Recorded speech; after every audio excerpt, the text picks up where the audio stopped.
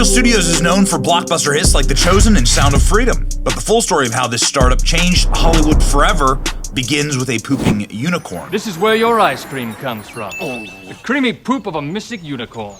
The Harmon brothers are serial entrepreneurs. They created a marketing firm that brought you the Squatty Potty and Poo-Pourri. But really hit the fan when one of their products caught the wrath of Disney and landed the brothers in a massive lawsuit with the House of Mouse. They actually lost everything, but they continued the fight. This is the story of the little studio that defeated Disney. I sat down with Jeff and Jordan Harmon, co-founders of Angel Studios, to learn just how David killed Goliath. It is my absolute pleasure and honor to welcome the Harmon brothers to our humble studio today to chat about Angel Studios, the giant slayer in Hollywood. That's a nice way to put it. Yes, that's what some industry insiders have told me. Some movie critics that I actually had dinner with a couple nights ago at Universal Studios of all places called you the giant slayers, as though you are David and you are small, but you carry some very dangerous stones with you. What say you, Harmon brothers? Do you agree with that? Oh man, I think that is a lofty. It's nice coming out of your mouth. It's not something we would say. It's not something we would say. But it's definitely, our mission in Angel Studios is to tell stories that amplify light, and we got into this because we're fathers. We all as brothers have quite a few kids, and over 10 years ago, we could see how quickly the entertainment landscape was spiraling, and a lot of people look back 10 years ago and probably would say, I'm not, it wasn't quite as crazy as it is today, but the writing was kind of on the wall, and so we got to a point where, like you talked about at the beginning, where we said we can continue to complain about this, or we can go do something about it. Mm-hmm. And so that's what kind of launched this this 10-year overnight success of painstaking effort by what we're trying to accomplish. But we're honored that people are calling it out that way. We're much more focused on what our consumers and what we believe our viewers want than what our competitors are saying. I think that the reason that they said this, the movie critics called you the giant slayers, is because these studios have become giants. They have become so top-heavy. They have become unstable. And they are so big that they've lost the agility and the ability to actually create anything that anyone wants to go see. They've lost their usefulness. And that's obviously present in the box office numbers. This is a reality of the release schedule for Hollywood this year, which is like nothing, and also a reality of an industry that's tied down by labor strikes, by insane and racist rules, and by just sort of an internal collapse. And so that seems like an industry prime for the picking. Yeah, and it's when we look at it, we see the issue in Hollywood as the gatekeeper problem. We call it the gatekeeper problem. It's not the craftsman. It's not the average person working in Hollywood. There's hundreds of thousands of craftsmen working on great art. Yeah. But the gatekeepers are where the issue's at. And it's this little group of a dozen people who make decisions in each studio about $100 million budgets based on their bubble worldview. Is it really that small? Yeah, Like 12 people? You could have less usually. of that. It's usually less. These $200 million films, $300 million films are greenlit by less than a dozen people. And they're making these decisions based on the bubble of their worldview, which is that Hollywood is like LA is just a giant bubble. Yeah, of course. And so the filmmakers themselves, the craftsmen, they want to work on great art. And it doesn't matter to them if it's great art that praises God or great art that's as long as it's great art, they'll work on it. If it's nihilistic, they'll work on it.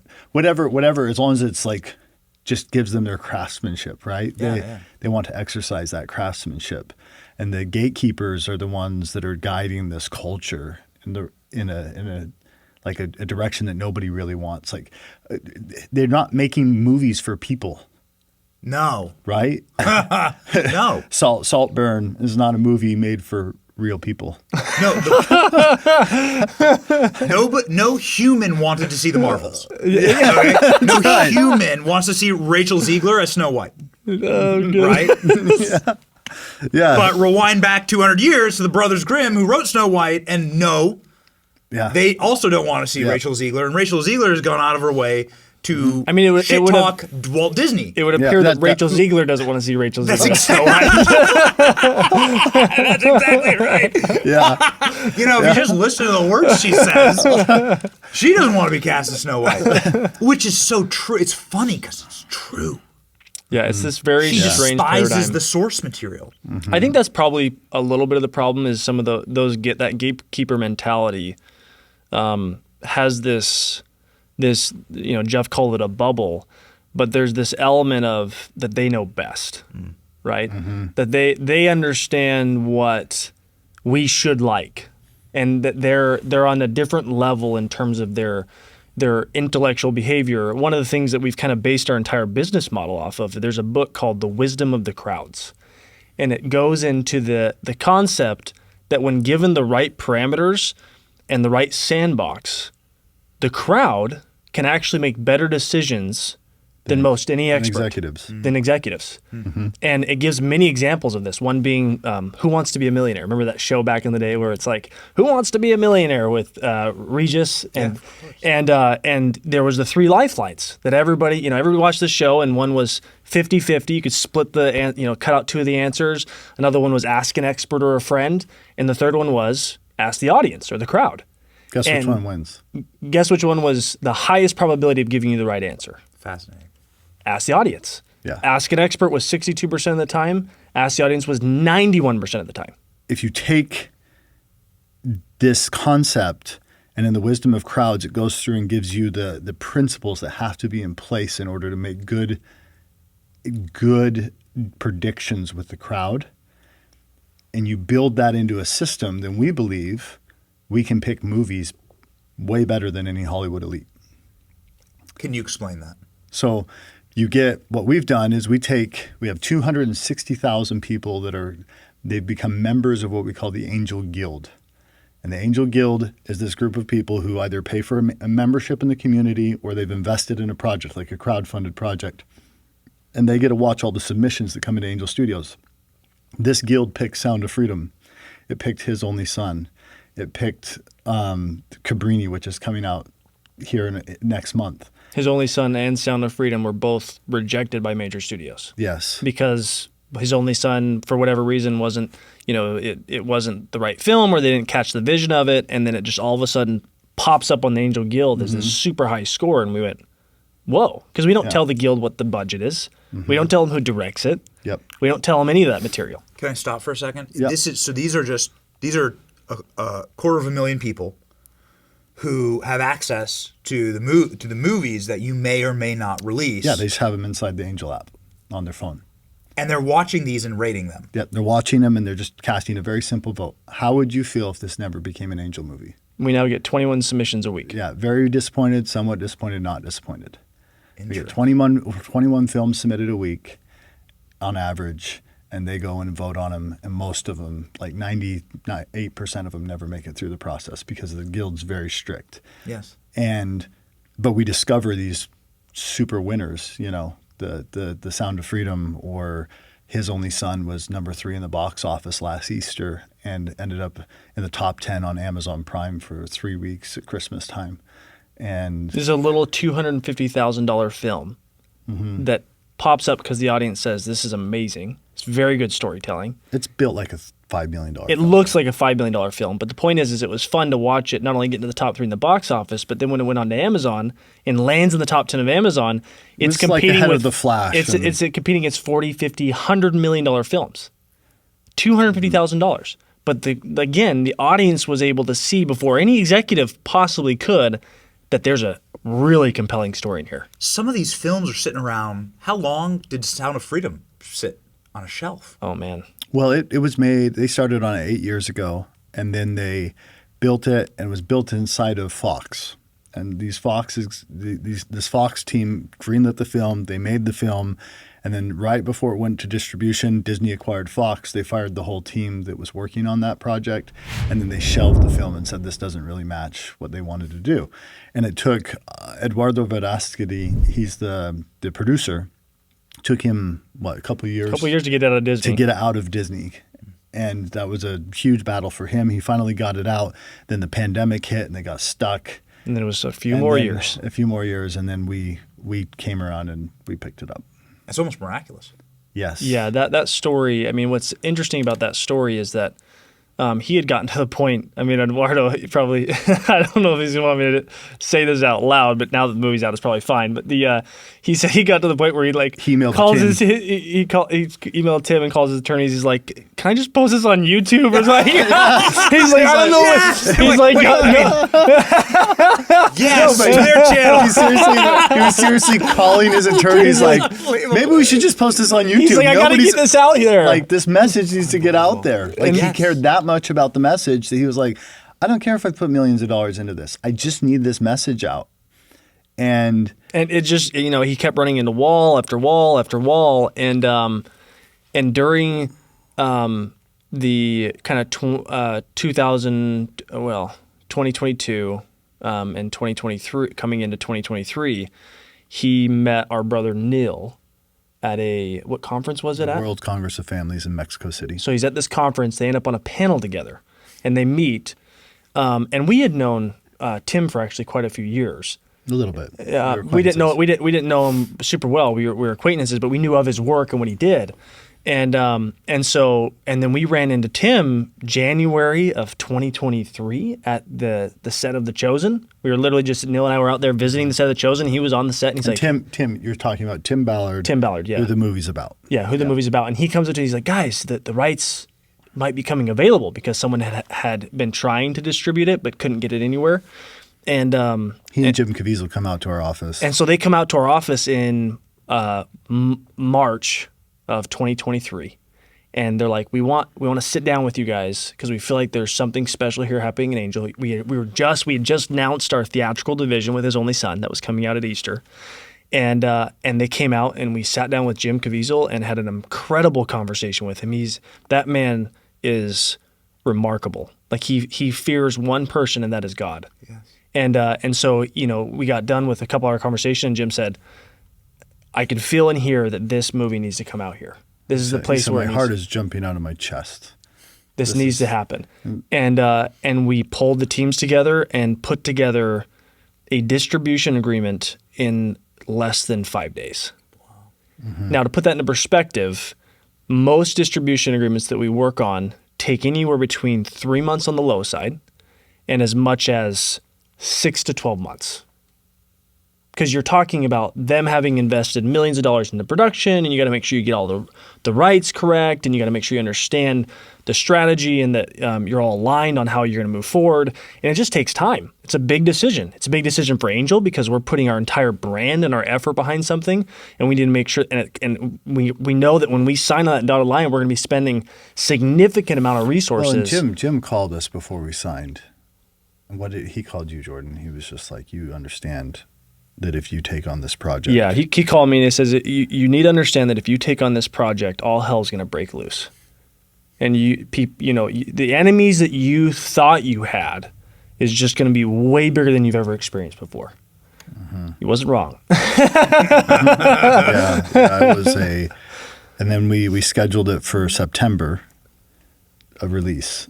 And we had several crew members that had like middle of the night experiences where they were just like came into work and they said, I think we're supposed to release this sooner. Like I'm having these feelings that this movie needs to come out sooner. These are just crew members? These are members of Angel's team of the distribution side. 2 executives. This is April though. Again, I guess what's fascinating is the raw grassroots in a political term. Yeah. Like sensibilities that you guys have to these movies. There's no effing way that Bob Iger even knows what the Marvel was, right? he was on stage at the New York Times being like, oh, they didn't have any supervision from executives. That's why that got made. Sorry. Like, that's what he said. He said that live. I know. I saw And that. and it's you know, the whole internet like cringes collectively at it, but that's clearly how those studios operate. And so it's like quite fascinating that not only are the actors and the people that the movies are about like meeting with you guys and like you're listening to like your crew and these people's like having dreams about the movie. That's wild. The beautiful Yes, thing about Well, when it makes sense, sometimes you just say, no, that doesn't make any sense. Of course, but it made sense here. But Yeah, we had obviously. we had a producer who reached out to us after his film came out, and it did really quite well. And he said, I think one of the reasons that to your point, and not to like toot our own horn, he just said, I think one of the reasons that Angel's projects do so well is because I've never seen a studio put their entire heart behind something the way you guys do. And That's true. And for us, We collapse over the finish line. when we're done. we literally it is a collapse over the finish line mentality, and it's because we feel so strongly that we have a bigger mission than just entertaining. Yes. Our mission is beyond that. When people understand that the theater space and that the film industry is the catalyst for what our culture will look like in 20, 30 years, that is what actually crafts and dictates the culture and molds the culture towards morality and freedom, or towards nihilism and bondage. And so we have to put that type of mentality behind each project we do. It's like a calling, right? This is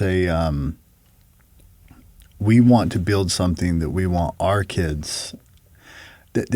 There's a friend of ours. He produces he's one of the most prolific music producers. He said, most of my clients, he's like, most of the people in the music industry, most of the people in the Hollywood industry, he said they're straight up suicidal.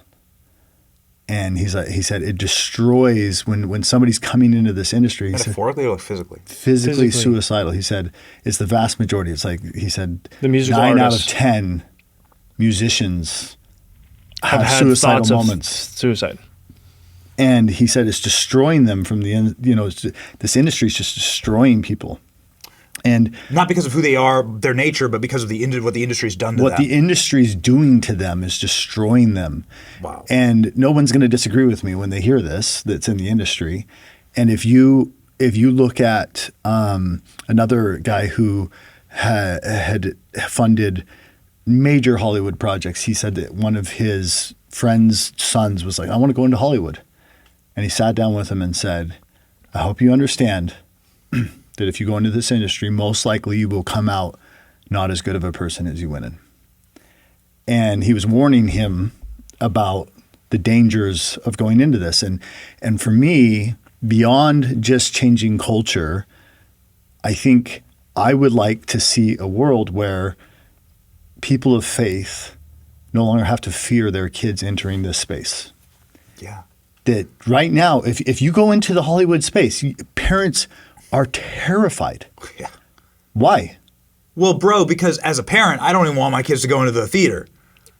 So I don't even, much less joining Hollywood, I don't want them to even go into the theater Yes. and watch whatever trash is being pushed out, whatever satanic, demonic Yeah, garbage. what was it? Jim Gaffigan at the Golden Globes, he was like, I really shouldn't be here on the stage. He's like, it's amazing that a guy from, where's Jim Gaffigan from? Indiana is on stage. He's like, I'm from Indiana. I'm not from this place. I'm not a pedophile. It was like the Ricky Gervais moment where they're all like, he's like, you all flew here in Epstein's jet. And they're like, Tom Hanks is like, get me back to Greece fast. And so, but just the fact that like there's so much of that going on. To that point, it's not my brothers in Christ. It's not lost on me that Disney didn't want to release the Child Predator expose film. It's not lost on me that it's Disney who actually shelved that film. Now, granted, that is particularly ironic. You don't have to say it, but from the people who are paying attention, it's like, oh, this Sound of Freedom. It's about like stopping child sex trafficking and predation, and Disney's like, let's make sure no one ever sees this. I'm just saying. You read headlines. We're in South Florida. You read headlines around here about what happens around those Disney parks. Man, it's pretty terrifying. It's discouraging to see how quickly culture is spiraling.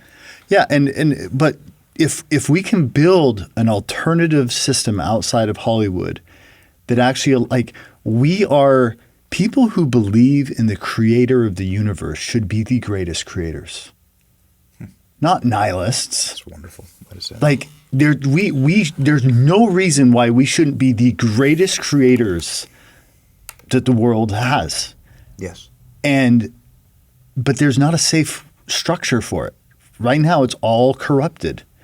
And so if we can build a system where our kids and our grandkids can go into this space and actually have a positive experience that strengthens them rather than weakens them, that would be like my long-term goal. You look at any list, I don't care who compiles it, greatest films of all time. Dude, always up there is It's a Wonderful Life. It's a Wonderful Life is the greatest film of all time. Hardcore Christian message, hardcore like God message, right? From the very first frame. Very first frame is like the beginning of the universe, right? Yes, yeah. And then to the very end, right? Yes. Which is and it's profound, and your eyes are watering at the end of it. Every year I cry like a baby. I don't cry during movies. I cry like a baby. I watch that film every year, and it becomes more and more impactful every single time. It's one of those things where Frank Capra is one of the best filmmakers of all time. And to that point, was he a Christian? I don't know. Yeah. Was he a Christian? He's Definitely. an Italian immigrant that came across 2 weeks on the boat, super poor, and his dad said, come up here, Frank." And he gets him up on the bow of the ship, and they see the Statue of Liberty, and he says, "See that? That's the most important light since the Star of Bethlehem." And teaches Frank about what this what freedom this is stands and for, what God is for, and he had that instilled inside of him deep into his bones. And you've lost that entirely. Like, Hollywood has no capacity for self-reflection or to learn, like to see the fact that movie is a top or in the top 5 of every single list of greatest films ever made. they're actually remaking it. Oh, which is I gotta go. I can't. There's only so much I can take. That's a risky move. I actually know one of the guys who's on the project. I'm like, if you screw this up, you're dead to me. I mean, if they screw it up, it just won't go anywhere. Yeah. The original will always. The original is always going to be the greatest It's a Wonderful Life of all time. And it is even greater when you understand Jimmy Stewart's story behind when he was going through that experience, and that's for another time. But it's just one of those films where, and what I'm realizing as we get deeper into this, is that the films that generally have that mantra of one of the greatest films of all time, or a generational film, when you hear the story behind the stories, you start to realize why.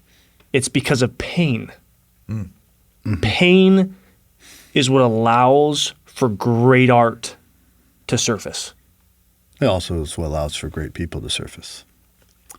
It's fascinating the point that you brought up, and I don't want to get too philosophical here because I'm a room temperature IQ guy, right? I'm not some philosopher. I went to community college, okay? I'm just my superpower is I'm alive and pattern recognition. That's it. I'm alive and we do pattern recognition.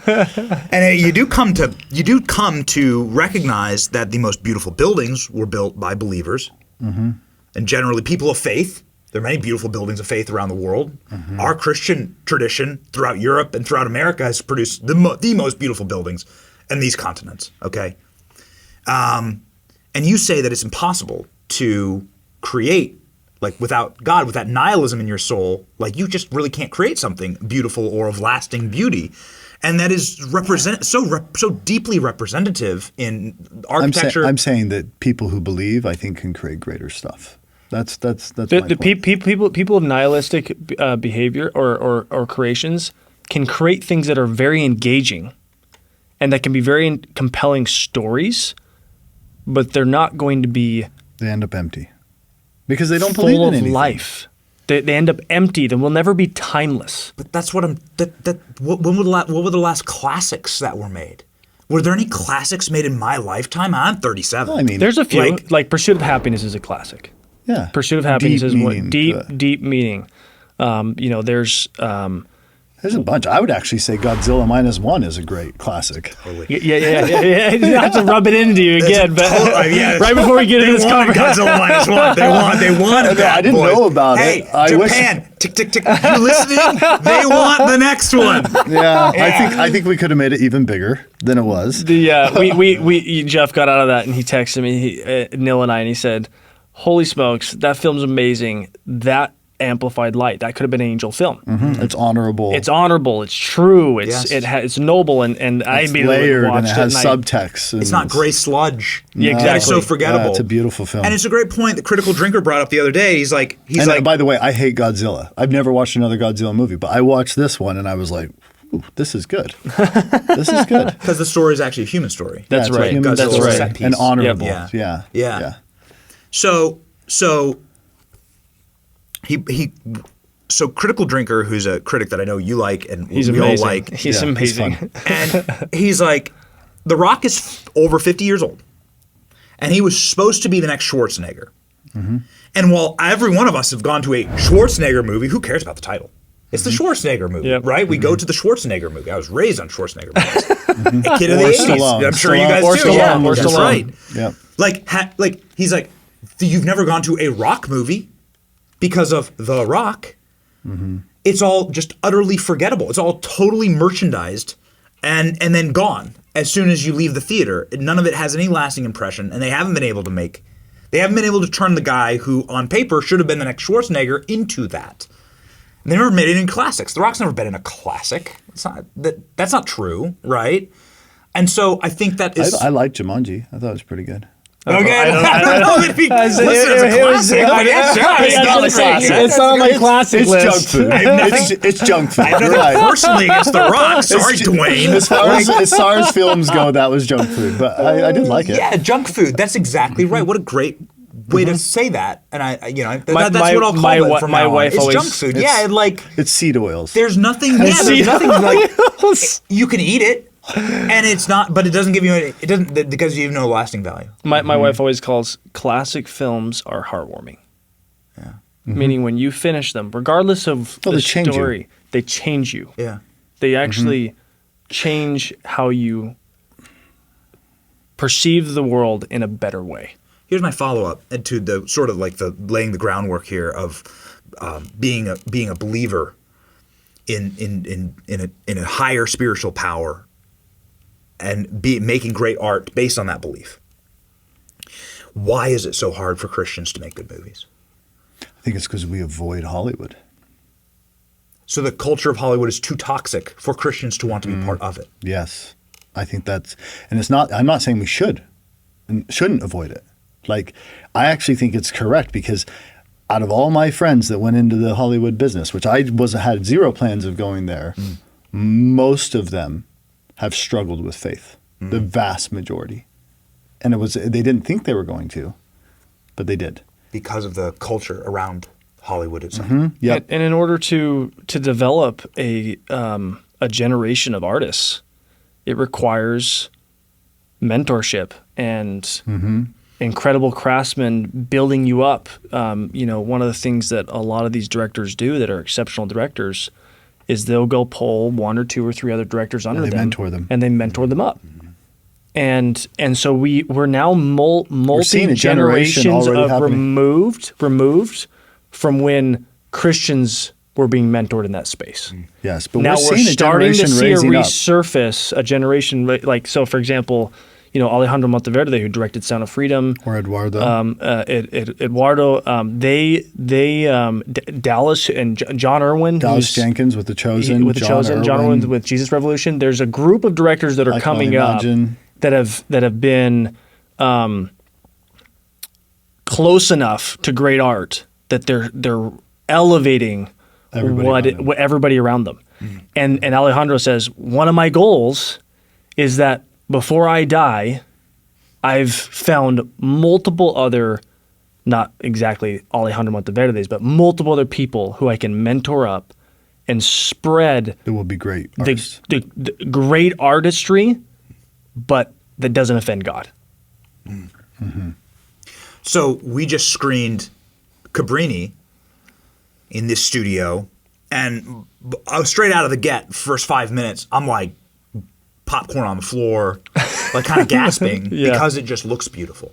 I hadn't seen the story, nor was I familiar with the story, and we should talk about it. Yeah. But just to set the table here, put some meat on the bones, like I just couldn't believe the cinematography. Like the skill, the beauty, the dreaminess of it was just, there's just a feeling. And it's something that is so hard to quantify because we've all been to the theaters, and every human in America has seen a movie they really love and like.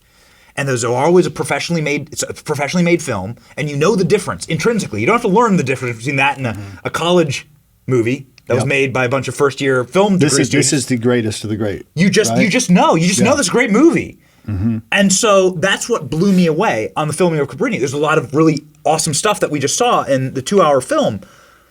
But the fact that the movie felt like a movie is what undergirds my question. My question is like, why is it so hard for Christians to like make that kind of art in the modern era? Because we were the greatest artists of all time. Go travel Europe. Go look at the chapels. How the hell did people build these things in the Middle Ages? Like, right? These illiterate peasants built the most beautiful buildings on earth with the inspiration of Christ. And I guess where did we go wrong? Alejandro has done an exceptional job and he's been one of the people who's really taught us that people in Hollywood, even the artists, even the ones who that aren't Christian or that don't believe 100% the way we do, their ultimate desire is to create great art. And so although Alejandro is the director of this, he surrounded himself by the greatest cinematographers. And Gorka, his cinematographer. He's from Spain. He's agnostic. He's incredible. But he knows, and he's like, I love telling these stories with you because the art is up here. Yeah. Glenn Beck said when he screened the movie, he said, this is a top 3 film of all time for me. And it's because, it feels like The Godfather. Yes. It feels on the same level where you get into that movie and you're like, I'm in 1880s New York right now. Yes. And I feel every feeling, every noise. You are so sucked into that world. And so Alejandro's done such a great job of pulling in talent around the industry, and what we need to do. But it connects also with not just artists. This film, I screened it with my daughters. I'm a girl dad, and I've got 5 daughters. Oh man! And I've got an 11-year-old and a 10-year-old, and I screened it with them first. And my 10-year-old has texted me several times saying. She texts me from her little watch. She just has a little watch that has like 10 contacts on it. Because we don't have phones. And Dad's the only one she uses. Yeah. So she texts me on her watch, and she's like, "Can I do a girls' night? Wow. Can I do a girls' night with this movie?" And she said, "This is my favorite movie of all time." Wow.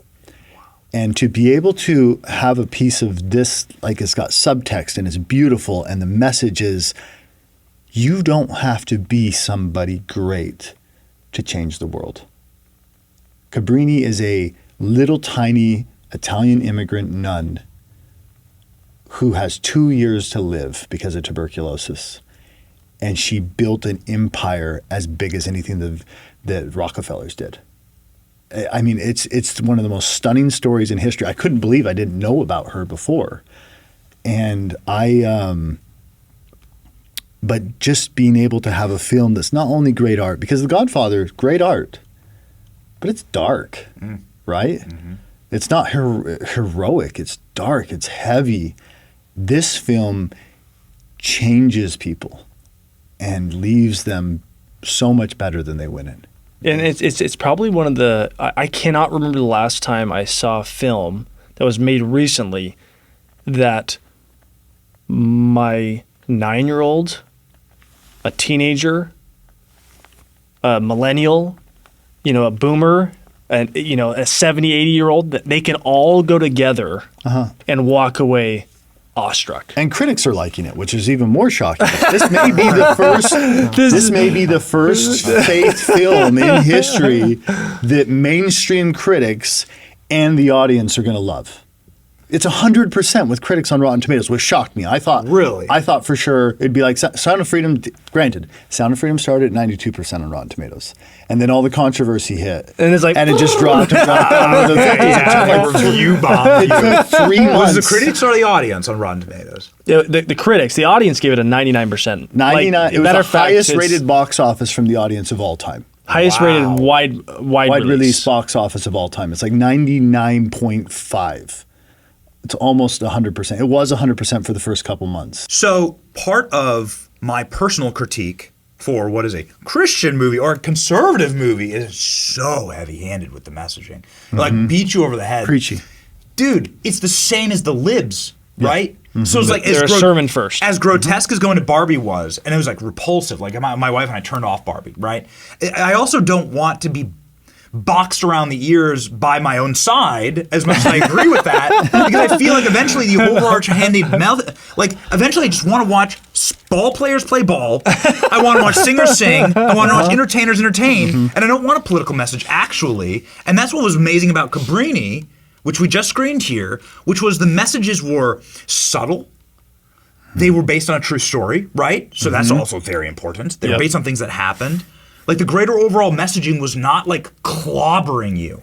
Yes, 100%. I think one of the beautiful things about Cabrini in her life, It's in the 1800s, but it's totally applicable today. it is in the 1800s, but you will see when you watch this film, and you just watched it, that there are so many things that she addressed in her life that are happening like right now. It's like the news. If you open the news right now, it's all like the stuff that she was dealing with. that she was solving for. Because the human condition doesn't change ever. That's right. That's exactly You go read right. the Gospels in the time of Christ, it's like the same thing that we're dealing with. I mean, one of the big ones was, obviously she was an immigrant, and then you look at the immigration right now, it's one of the hottest topics in the world because clearly immigration is not being handled properly right now by this current administration. It's a mess. And so there's this element of, you look at Cabrini's story, and one of my favorite parts of the film for my wife and I is we actually study a curriculum that's called The Well-Educated Heart. And it's about teaching your children the importance of the principles behind why you do stuff before you get into the academics. And what I mean by that is, we didn't actually go and teach our oldest daughter or any of we have, quite a few kids, how to read right off. We read them stories, and we read them stories, and we read them stories, and we read them stories, and we kept reading them stories and reading them stories, and she got to 5, not reading, 6, not reading. Then she started being like, hey, I really am interested in reading because I love stories. Like, we couldn't get her enough stories. We'd gotten her hooked, but she understood the context, and the context changed her heart to where she went from not reading at 6 to 7 to where she was kind of struggling her way through it, and by 8, she's reading complete novels. She read the entire Wingfeather Saga series, 4 books, each one's, 400 or 500 pages in like a matter of a month. She jumped her grade, and everybody, like, she's now getting into, high school and college level type material because she loves stories. And so there's a scene inside of Cabrini where she talks about the importance of when people legally immigrate to this country, that they learn the language, that they learn the history, that they learn to love the country they're coming to, and to specifically love this country because of what it stands for and what it means for them. That's not to say this country's perfect. We all know it's not perfect. It's far from perfect. There's so many mistakes, but it's way ahead, a lot of, the competitors around us in the landscape. And so that was one of our favorite parts of the movie, because she talks about how that's what heals the world. There's a quote from Cabrini that says, "The world is broken and only love can heal it." And she also, she goes after problems without waiting for the government to fix it. Correct. She just goes and fixes stuff. Correct. When the Pope, she stands up to the Pope and she's like, I'm going to go do a mission. And the Pope's like, no, you're not. And then she's like, yes, I am. and then he's like, you don't even have money to do this. And she's like, just start the mission and the means will come. Like, she said, if I had waited for the means, I wouldn't have an orphanage in Italy, and I wouldn't have all the things I've done to date. She never waits for somebody else to help her get things done. And then when she gets to New York, she's even like, the church says you can only raise money to help the poor Italians from the poor Italians. And she does it. I mean, like it's remarkable. She doesn't wait for the state to come in and solve all her problems. There's that mentality of that, victim mentality is a huge part of the culture today, where people kind of settle in and they say, "Hey, how am I a victim? Else's fault. Where am I? Where am I on the victim scale of being trotted on?" But in her mind, one of the other quotes that I just love from the film is she says, "You can serve your weakness, or you can serve your purpose, not both." It seems very much like this is why you guys grabbed up this film, because this sounds a lot like the Angel Studio story, right? Like you guys didn't wait. You guys didn't wait on anyone's. The money will be there, right? Yeah. Your studio was never supposed to succeed. Your studio was never supposed to exist. Yeah. Right. Yeah. Yeah. It's And this has been very much a providential endeavor. Am I wrong? I always, my mentality around the word providential is I try to look at things in the past and try to see God's hand through that.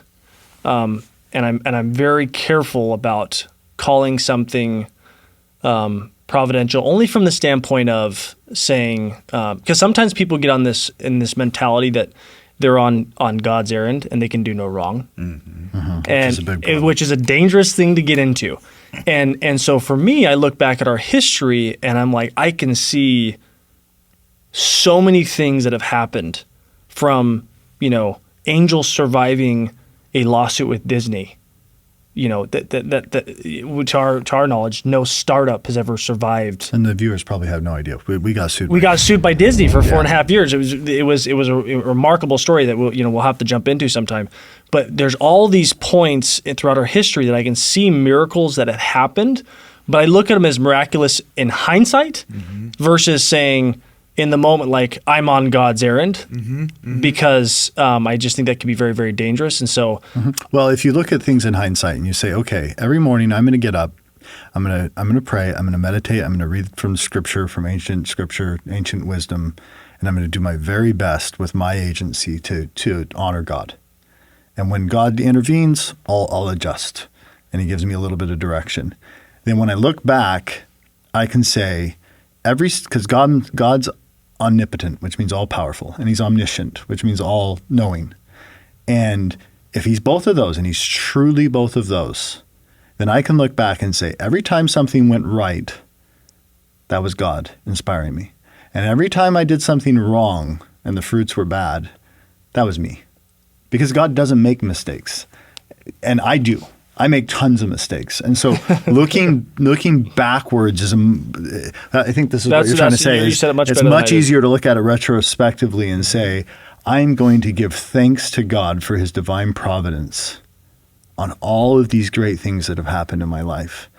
And that, like, in Romans 8:28, is it Romans 8:28, which is all things shall work out for the good for those who love Him, is that everything, we're giving thanks retroactively for the good things that come as you just keep on trudging forward in faith. And during those darkest times, just saying, you know what, it's going to work out. We're just going to keep going forward in faith. I'm going to keep believing, and things turn out well. And you can go backwards and say, it's very clear God's story is here. And when I make mistakes, you can say, it's very clear I made that mistake. There are a lot of great data points, though, that you guys are on a path that is, I'll use the word providential in the sense of there's been these successes that you should have never had, given the current Hollywood industry. Yes. And what's happening to that industry. And we are in a prime position to see the decay and the collapse and the embarrassment and humiliation and the layoffs. And it's Sodom and Gomorrah, embers, pillars of salt. And you guys have The Chosen. Yes. Yeah. And these are like phenomenons, cultural phenomenons. Yes. And you're on season 4 of The Chosen. It's releasing right now. Yeah, season 4 is in theaters right now. And if you look at The Chosen, this is a worldwide phenomenon. It's one of the top 5 movies in the TV series in the world right now. And when you look at it, it comes out of, like, to understand where The Chosen comes from, you have to understand failure. because it comes out of the biggest failure of Dallas Jenkins, the director's career, and it comes out of the lowest point in Angel Studios' timeline. Explain. So Dallas had just failed with a box office release called The Resurrection of Gavin Stone. Big failure. And then Angel Studios, going back a little bit, just have to take a step back. Neil and Jordan are working on this. We're entrepreneurs. Like, we come from 9 kids. I'm the middle of 9. Jordan's the Idaho youngest farm boy. boys. There's 6 boys, 3 girls. We're farm boys in Idaho, grew up really poor. And we're serial entrepreneurs. And we had worked on, like, we had built an ad agency. It's called Harmon Brothers. But we did like Poopery, Squatty Potty, Purple Mattress, Lumi Deodorant. I don't know if you recognize those, like the pooping unicorn. I have a couple of your products. Yeah. So thank you. I'll never be able to eat a unicorn ice cream cone, shit ice cream cone ever again, like without thinking about. So that's us. Squatty Potty. Those are all us.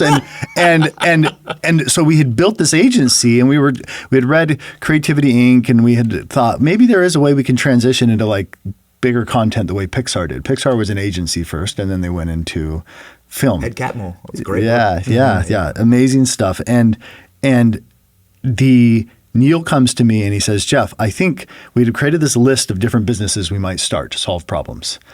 And one of those items was skipping and muting content that's unacceptable for our families. And we called it VidAngel. And Neil came to me and said, let's do this. You can make an automatic remote that just skips like rape scenes or sex scenes and mutes. Or some people don't want graphic violence. Yeah, graphic violence. Things you don't want your words. kids to see. You can watch movies together with your kids more readily available. Yeah. And I said, Neil, I don't want to do that because, as I understand it, like 14 different companies have tried this and they all got sued into oblivion by the studios. And Neil explained, well, there's this Family Movie Act that was passed, and now it's like law that you can do this. And number 2 is he had found this Hollywood attorney that had been representing the Oscars for 25 years, and he was willing to help us figure out how to navigate this. And then Neil said he had this view where he said, Jeff, if we build this skipping and muting technology, I believe that we'll be able to assemble a group of people with a strong moral compass around the country and around the world who will eventually help us launch original content. That there'll be millions of people around the world being able to launch original content. So this was 10 years ago. 10 years ago last year. That was our 10th year anniversary. And I said, okay, let's do it. And we started out and we launched it. And within 1 year, we're sued by Disney and Warner Brothers and 20th Century Fox. And there was this new law that Obama had passed, and we were in trouble. Like, when you get sued by Disney, nobody wants to put money into you because everybody who gets sued by Disney dies. And right as we got sued by Disney, we were growing at twice the speed Netflix was at the same age as we were at. So we were just rocketing. It's a rocket ship. And Disney sues us. Everything's brakes are thrown on. Cold water splashed on all the investors. But there's this law that Obama had signed into law where it allows average people to invest and buy equity inside of a company. Not just accredited investors, not just millionaires, but normal people. And we went to our audience, and after some preparation, we went there and we said, would you like to invest in VidAngel, is what it was called at the time. VidAngel is the service that skips and mutes. Would you like to invest to fight this lawsuit with Disney? We think we have a shot at winning this. It's probably suicide, but we have good attorneys, and we're willing to fight it. But if you believe in us, we'll fight in the Supreme Court. Yeah, and we said we need $5 million. We raised almost $11 million from 8,000 people in 5 days. 5 days. They brought in the money, and we were like, okay, we're going for this. Yeah. So we take the battle to Disney. Disney is in this courtroom that we didn't know at the time. It's in LA. It's downtown LA. It's across the street from the Disney theater event center. Yeah. And they call this courthouse in LA the bank. That's what the Hollywood studios call it internally. Because if you take somebody to court inside that courthouse, you're going to get a check. right? And so they're just beating us down, and they get our whole filtering system shut down. And so we're starting to burn money. And we launched a system called a TV show called Dry Bar Comedy, which is based on the idea of HBO launched on stand-up comedy. But this is stand-up comedy. It's like Jim Gaffigan, Brian Regan. It's family safe. It's funny for everybody. It's not just funny for adults, right? And so we're building Dry Bar, and Dry Bar Comedy becomes really successful over time. But when we raised, back up 1 second. So when we raised this $10 million, my brother Daniel, who's a director, calls me and he says, Jeff, do you realize what just happened? We can raise big budget funds for TV shows and movies that support our values. We can actually get the real money that we need to make them if we use the same law, this equity crowdfunding. There's that saying in Hollywood, he who owns the gold makes the rules. It's the golden rule. Yeah. And so all of a sudden it unlocked this ability to go, we know how to connect with the community. Mm-hmm. Let's go straight to them to help us finance content. That's right. And so we go and we're fighting this lawsuit with Disney. We're burning cash. They're beating us down in court. And I'm trying to look for a new series to do crowdfunding with. And we end up in this situation where we're realizing we're stuck. If we stay in the bank, we're dead. And there's a New York attorney who comes to us and he says, I have this idea, guys. You can use what's called Chapter 11 bankruptcy, which sounds terrible, but there's one use of this type of bankruptcy that's used as a shield against a predator. Disney is predatorily going after your company. You can use Chapter 11 to shield yourself from them and protect yourselves. And it will automatically, as soon as you file Chapter 11, it will move the case out of LA and into Utah. So it'll change jurisdiction automatically. Brilliant move. So we're preparing to do that. And I get an email as I'm looking for these filmmakers to do an original series on. I get an email from a friend of ours, Matthew Ferracci, and he's an Orthodox Jew, and he emails me this nativity video about the birth of Christ. And he's in the film world, and he's a uniter. So he emails me this video. I watch this short film, and as I watch it, it's now known for people who are watching. There's millions of people who have seen this now. It's the pilot episode of the Chosen series. The shepherd. And it's this little crippled shepherd boy who's seen the birth of Christ. He's the lowest of the low, and he's the first one to see the baby Jesus.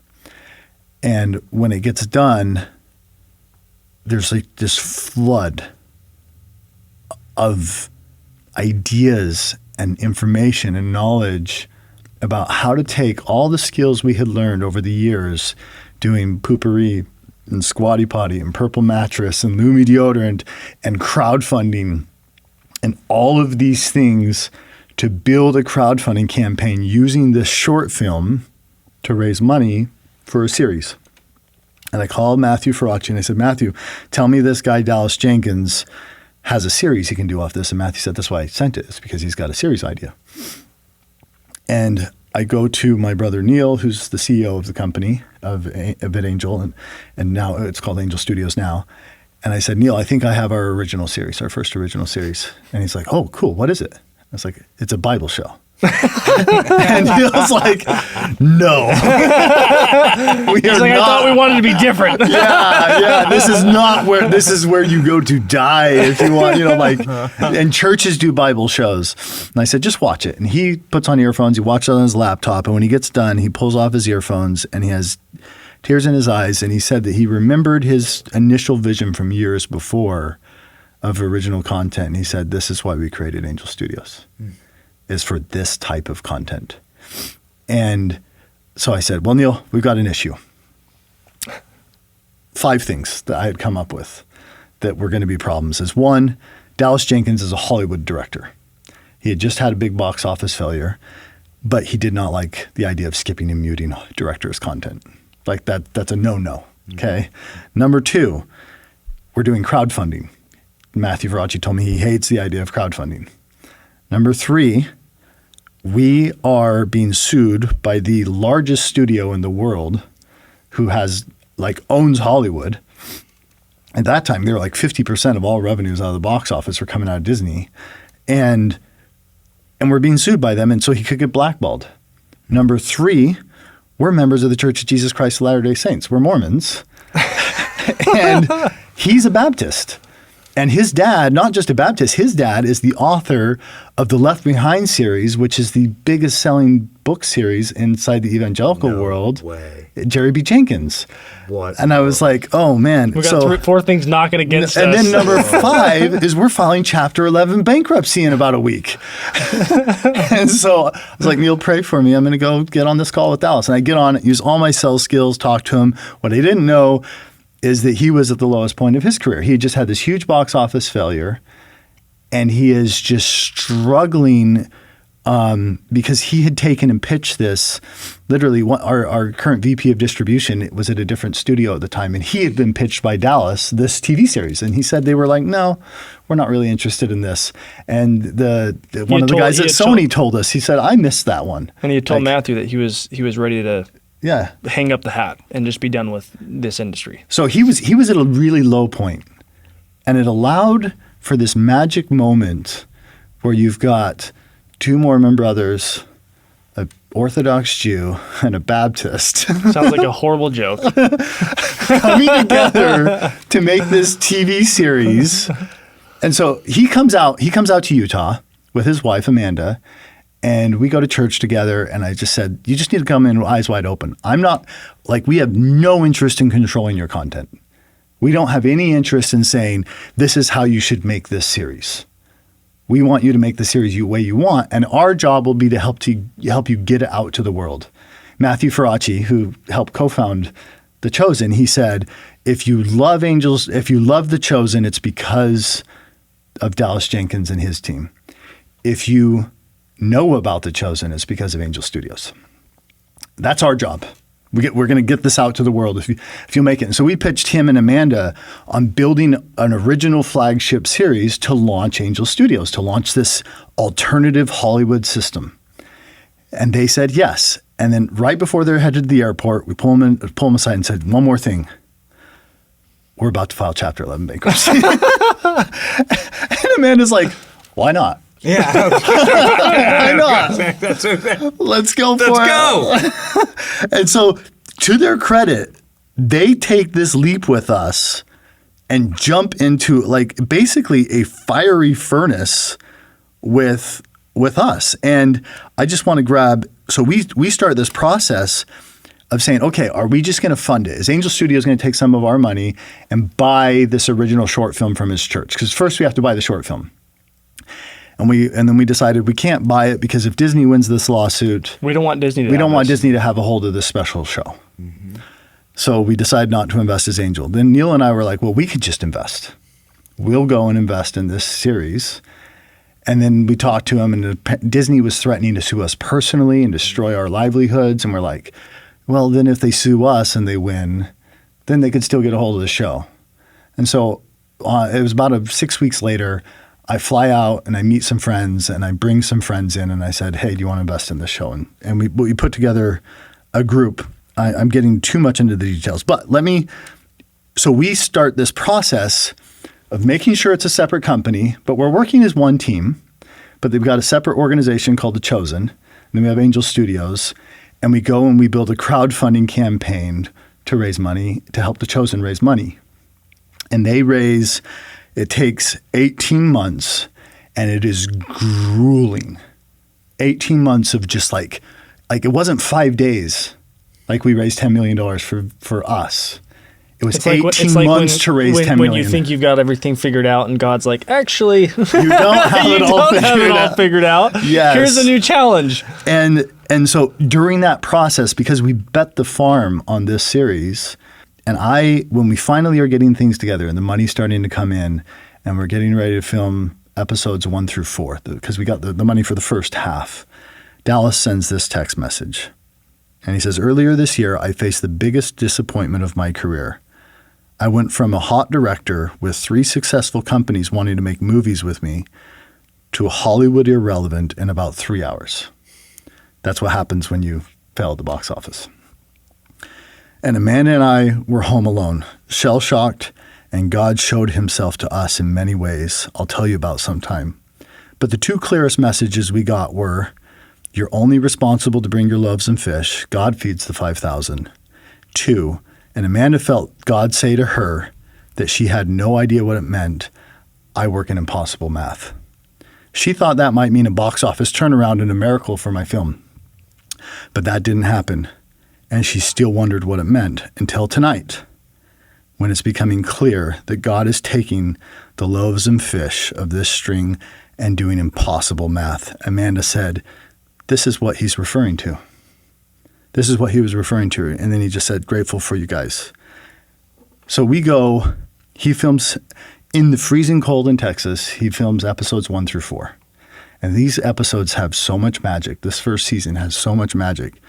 And the Disney lawsuit's getting more brutal. They pull part of the lawsuit back to California. It's part of it staying in Utah, but another part's in California. And we end up going to, in the bank, getting a $62.5 million judgment against us for just skipping and muting content. And we made them money. That was the highest judgment for a per title judgment that they've ever given out to somebody, including any pirate. Like, pirates literally didn't get judgments like that. And we were literally making them money. Yes. And so for a company like ours, that means it's over, right? Your company is dead. And I go back to the hotel room with Aniele, my wife, and I just like collapsed into it because we just fought this 2-week battle with Disney. And their side of the room was just full of suits. And I think their attorneys were paid like $1,800 an hour. And the whole entire side of their room was full of suits. And our side of the room had like our 4 attorneys. And then we had like little Jewish Orthodox families that showed up from LA to support us, and other families wandering in and out of the courtroom saying, we just want to give you support. And my wife, as I was just like weeping in her lap after all these years of fighting, she just said, Jeff, our God is bigger than corrupt judges. And I'm just thinking, no, God just wants this. He's expecting this to die. And I wrote down in my journal, because I had several other impressions that were like, I asked my brother to pray over me. And when he prayed over me, there was this language that God would save this. And I wrote in my journal, I don't believe it, but I'll work like it's true. And when you're in Chapter 11 bankruptcy, what can happen is Disney asked either for us to be shut down, Chapter 7 is what they wanted, and then there was this other option to get a trustee to decide. And so we opted for a trustee to come in. A trustee basically controls your company from that point on. Yeah, they come in and they take over the company. And he comes into the company. Well, we told Disney that we would do a trustee. Mm-hmm. If once appointed, they could never change him. Yep.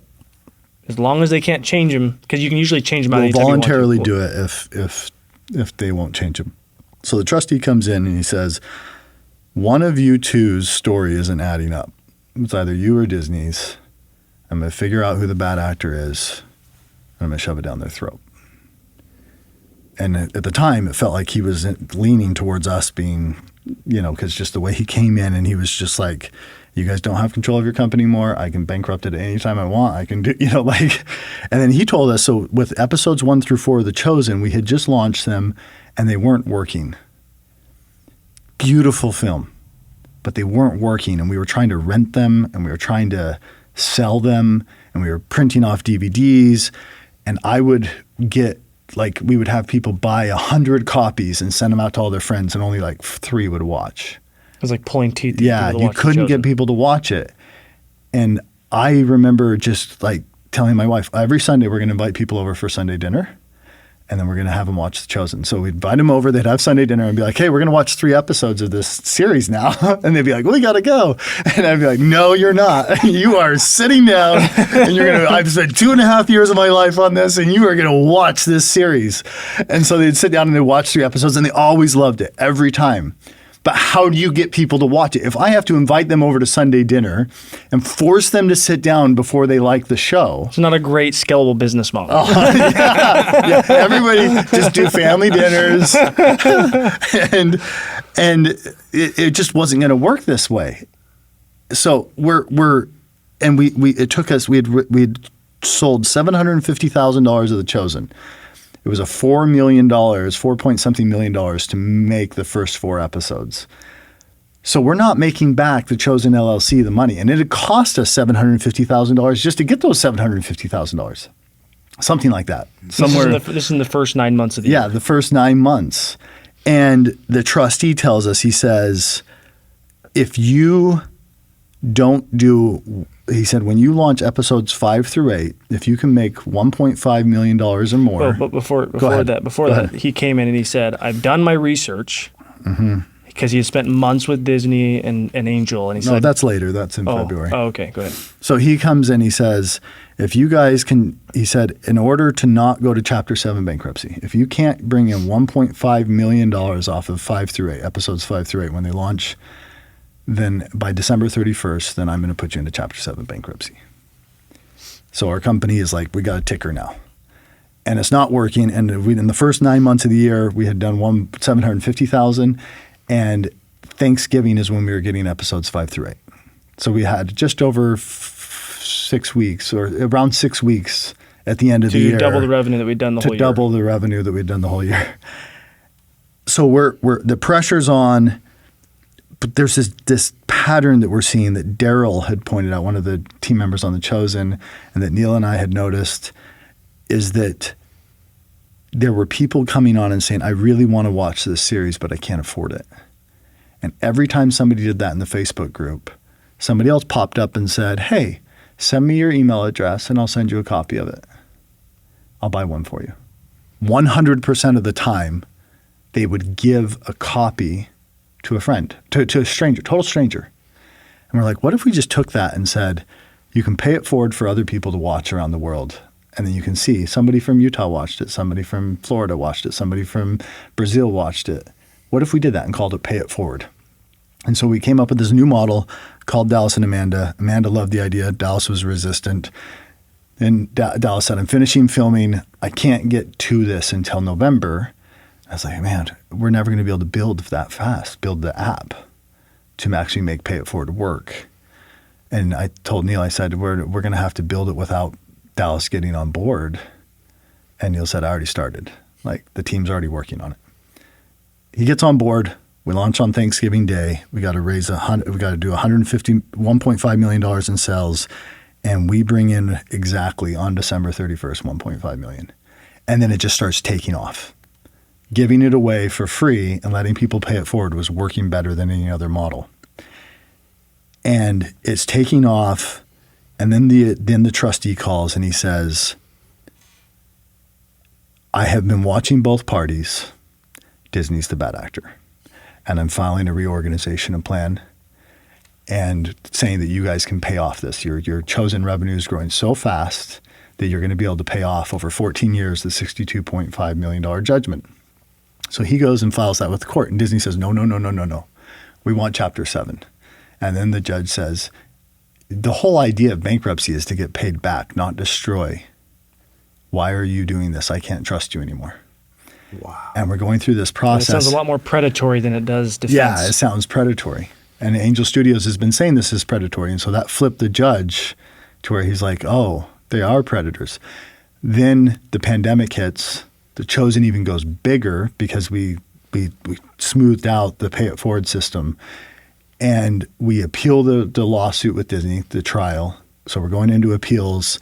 Disney is losing $25 to $50 million a day. I don't remember the exact number because their parks are shut down. Theaters all the theatrical are shut down, releases everything. are shut down. They're losing so much money. Bob Iger had just retired, which means there's a new CEO, new directions came down in, and we got a new attorney in front of us. And then they started saying, we want settlement. We want to settle. and they were going to settle for just a fraction of what they had spent. We had been told by attorneys that they guessed that Disney had spent over $30 million trying to destroy us. Wow. And they were like, we'll settle for like $7 to $9 million, something like that. And we go to the crowd and we say, we promised we would take this to the Supreme Court if you funded us. Would you like us to still take it? Or should we focus on the chosen? And our investors voted overwhelmingly, just settle. So we settled with Disney. The only rule is we couldn't filter their content. And then we sold VidAngel. VidAngel still exists. You can still go watch Amazon Prime, Apple TV, Netflix without just skipping and muting the content. As long as you're paying for those shows, you can still go use VidAngel. And then we just got super focused on this. We renamed our company Angel Studios. Got super focused on original content. On original content, and then there's a whole host of other miraculous things. But our company has had near-death experiences over and over again. And normally I would say, yeah, I want to attribute it to God because that's who I am. But people can explain it other ways. I think in our case, in this company's case, at least with those experiences, God wanted it so clear that he was the one doing this. That there is no other explanation because it's not like this is the most impossible, improbable story. That he wants to put us in a situation where like, absolutely, this is 100% miraculous. For the avoidance of doubt, I'm going to give you very clear miracles. Yeah, that's right.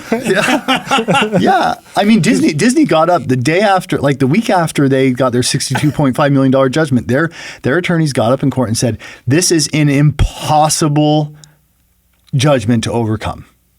There is zero chance this little studio can overcome this big of a judgment. And at the time, Amanda's point, they looked completely right. God does impossible math. Yeah. So we started off this interview by calling you guys giant slayers, and you just proved it. Well, if you're talking about David and Goliath, you have to take the context of David and Goliath. That's right. 'Cause that's impossible math as well. Yes. And that's also not an explainable story. It's not explainable. And certainly not possible. Yeah. Like given what the limitations that we are handed on this earth. Mm-hmm. And so that's pretty amazing. And we have an amazing team I mean, that has been through the fiery furnace. Like our team is freaking amazing. And we have just talking about amazing wives. We have amazing wives through co-founders with us. And we have amazing kids who support us while we're spending too much time trying to build this system. But when we were talking earlier about launching Sound of Freedom and launching these, we've got this team who is we all believe so much in what we're doing that when we go after something, everybody's just putting their full, like it has soul. Yeah. It takes pain for artists to make great art. Like it was Alejandro Monteverde on The Sound of Freedom. Every single day he got skinny. He doesn't eat very well when he's directing. And with Sound of Freedom, on his final day, when they said cut with the final scene, he collapsed. And they put him to an IV. They put him on an IV and carried him off on a stretcher because he had given every bit of energy he had to that film. And you can feel it. You can feel it when you're watching it. You can feel the way that Jim Caviezel believed in it and the way Alejandro believes in what the message that they're giving for these kids. And our team, the same thing, is everybody was just putting everything they had into this launch because we picked the 4th of July to launch Sound of Freedom, which is the hardest, most competitive day of the year to go to theaters in the United States. And we were up against right in between Indiana Jones and Mission Impossible. We had an advisor who was an ex-executive at Disney, and he said, if you go after this date, he said, don't go after July 4th. Don't go after July 4th. Everybody dies. Everybody dies there, but if you do that, I will not participate. I will not help because I will never be attached to a failure. Yeah. Said, I can't support you on July 4th because that's the day of failures. But again, going back to the, probably to wrap up, because I know we're way over time, but that we picked that date because we had members of our team who felt strongly that we had to go earlier. The September 15th wasn't early enough. And so we picked July 4th, and we changed our mentality from this is impossible to how do we do this? And we started seeing miracle after miracle. Usually it takes weeks, if not months, to get time to meet with all the exhibitors, the theaters like Cinemark and Regal and AMC. And within 24 hours, Neil had a meeting with Cinemark and was screening the movie with them, and they were behind it.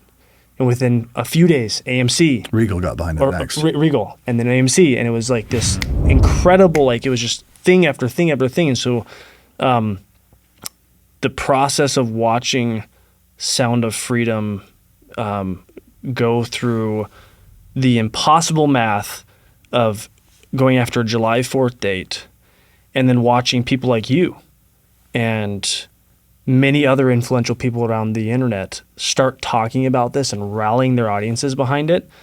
It was something to behold from the inside. We just every day we'd get to the end of the day exhausted and so grateful that all these people around the world were rallying behind these kids who were suffering. And you don't get to see phenomenons like that very often. And it's you have to call it miraculous. Yeah. And I think I've always felt like if we just create the system to be able to give filmmakers a way to get their stories to the world when they give great art, and we break the monopoly, the oligopoly, we break it, then the filmmakers, the storytellers are going to change the world. Our job is just to build a model that works and gets rid of the gatekeepers, and then these filmmakers are going to be the ones who change the world. I don't have a channel that does a ton of Hollywood. And I don't have a channel, we don't have a company that really is a major Hollywood critique. No one would ever call me a film critic. But one of our top videos last year on all platforms was Sound of Freedom F's into oblivion Indiana Jones and destroys Disney forever. Little, like, the thumbnail had Bob Iger crying and sobbing. Mickey Mouse's ears are on fire, right? Jim Caviezel is up there, dropping the elbow, right? Indiana Jones is decrepit and hanging by his whip. And people were just clicking and celebrating. And I guess, like, in closing, guys, it's like awesome because people feel that, like they feel that energy, like the universe, and you have a company that's based on grassroots and based on like the feedback of regular people. Let me tell you, from my like very small dipping my toe in with your content to my audience, they loved it. They reveled in that story, and what a redemption arc. To go from that relationship with Disney to then defeating Indiana Jones and the Dial of Dysentery with their movie. It was with their movie. Yes, with their movie. That's the stone in the sling, and you throw it. It was the movie they had. Someone sent us a gift, and it was a skull from Indiana Jones. And the letter, and it just said, "I believe this belongs to you now." Just like, they belong in a museum. Just a random box. They belong in a museum. The Dial of Dysentery. The Dial of Dementia. It's so sad. It's amazing. I mean, it's incredible. What an amazing handing of the torch. We had the opportunity to do this again with Cabrini. Yeah. Yeah. Angel.com/Benny. Get there. If you go through Benny's URL. Get there, get your tickets, get them early. It comes out March 8th. This is a film that has the potential to be a generational film. My wife said this is one of my favorite films of all time. Like It's a Wonderful Life, it'll be an annual for her because she looks at it and she says, this is the type of person I want my children modeling their life after. Yes. I want them to see this. Awesome. The film is awesome. Like there are scenes in it that she's a little nun, but like do you so remember that scene heroic. where she looks like Batman in the window? You know what I'm talking about? And then like the music's like boom. You'll have to watch it to understand, but like it's just so cool. Anyway, so yeah, please join us. It's going to be a powerful march. Watch Cabrini, and most importantly, be part of this story. Ladies and gentlemen, it's not enough to just rip something down. And there's plenty of structures that deserve to be ripped down. It's good to actually get rid of decaying and old structures, like an old rotted tree in your yard. You can't let it be an eyesore forever. I think the Hollywood studio system probably does deserve to go down in flames. If you ever been to LA, like the energy is demonic. It's awful. Places have energies. Like that place deserves to go. But as the Hollywood sign collapses and bursts into flames and like rots away in the heels, you have to make something new to replace it. And if we don't do it, if we just sit here as critics and just like yell about everything and don't create something or are supportive of people who are creating, then we're not doing our jobs because we're not actually building something. And so civilizations remember the builders, like societies are thankful for the builders, and we're thankful for you guys. Thank We're you, grateful brother. for you as well. Thank you. Yeah. Thank you. My man. Appreciate it, brother. All right.